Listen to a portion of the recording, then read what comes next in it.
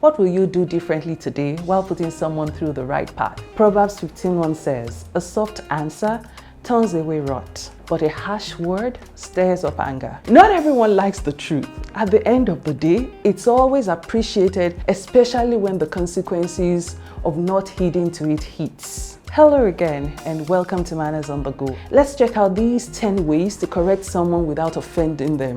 Stay with me, please. Manners on the Go. Hello again and welcome to Manners on the Go. I hope you've been keeping your cool so far and minding your manners as well. I appreciate the constant support and commitment. Your first time today? You are in the right place. You're most welcome. This episode is brought to you by Sage Designs Limited, a leading architecture design and construction firm in Lagos State. Thank you, Sage Designs, for sponsoring this episode.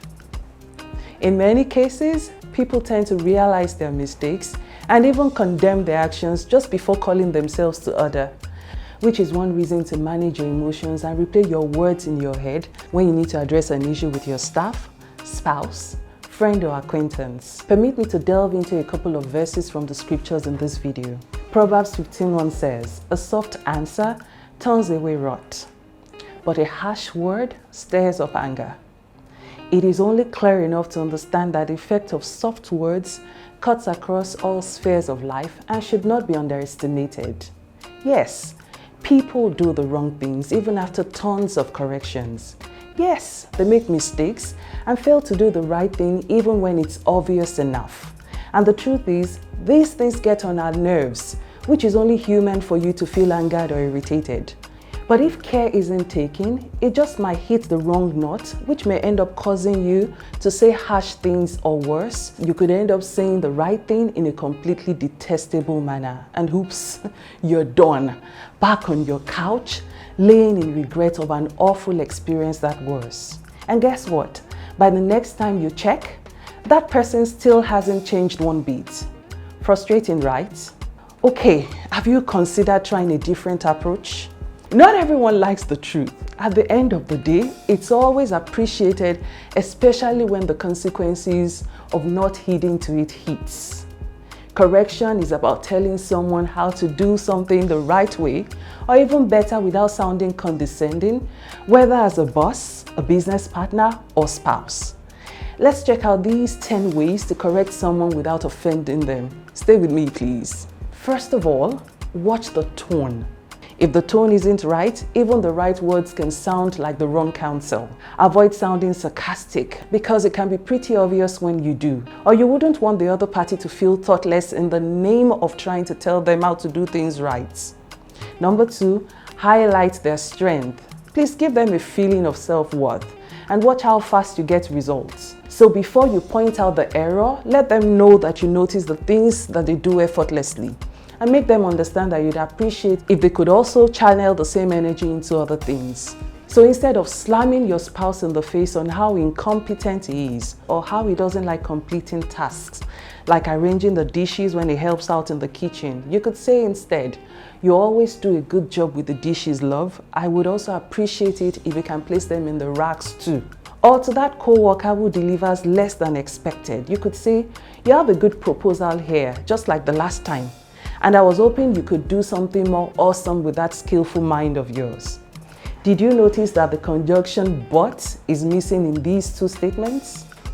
You could replace "but" with "and," or do not even use any conjunction at all. Number 3, stay positive. It can be hard to trust the fact that someone would heed correction, especially a repeated one. But having a positive mindset and giving them the benefit of the doubt builds a much more positive atmosphere for good counsel. Number 4, listen, listen, and listen. Don't give corrections without getting to the root of the error. And you can only achieve that by asking questions and being patient and attentive. This will also save you the embarrassment of speaking out of topic and guide them without making them feel silly. Number 5, encourage by recognizing previous significant change. Critiquing other people is easy. Cheering and motivating them for the positive baby steps they are taking in the right direction is much harder than you may think. But you know what?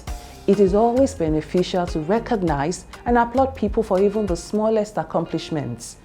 Everybody is different, and it is important to keep in mind that people reach milestones at various paces. According to Carnegie's sixth principle, people have a natural need to be encouraged, even when they are aware that things are not going well. When you make them feel this way, they walk away with zero offense and appreciation instead. Number 6, offer support. Listen, this person didn't make this mistake on purpose. He or she didn't intend to make your job more difficult either. The likelihood is that it was an honest mistake, and the person is now humiliated and slightly overwhelmed by what needs to be done to make things right. Therefore, be a sympathetic and helpful co-worker or partner who lends a hand when things go tough. Here is your chance to prove that you didn't mean to offend. Additionally, you may make sure everything is accurate the second time around. Try this. Appreciate your constant timeliness. Please let me know how I can support you. Number 7, when appropriate, use questions.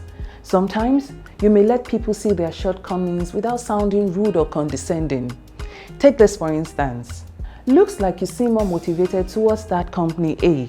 However, would you consider them as the right candidate? Take note of the use of that question.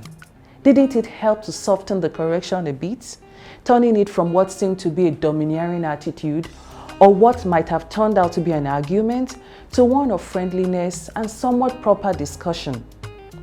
That is but one illustration of how helpful it is to ask questions while correcting someone.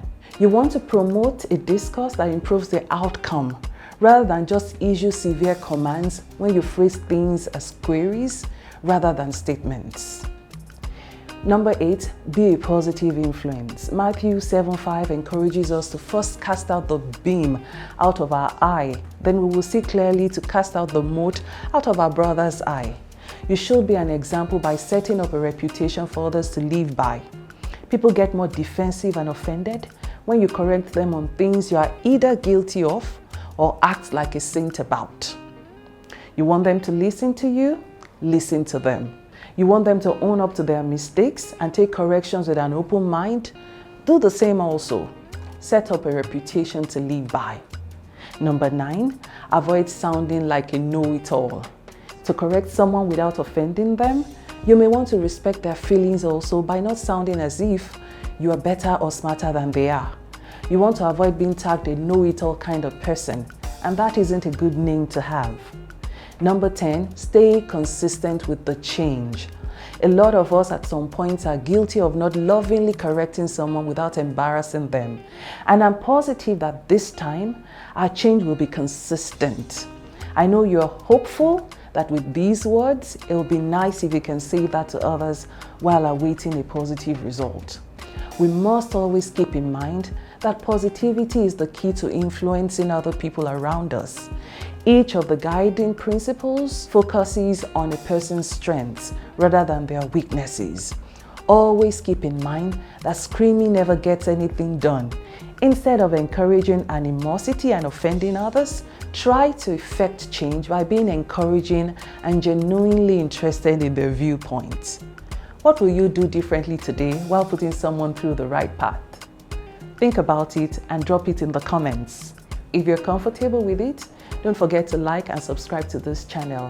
I'll see you soon. Goodbye. Manners on the go.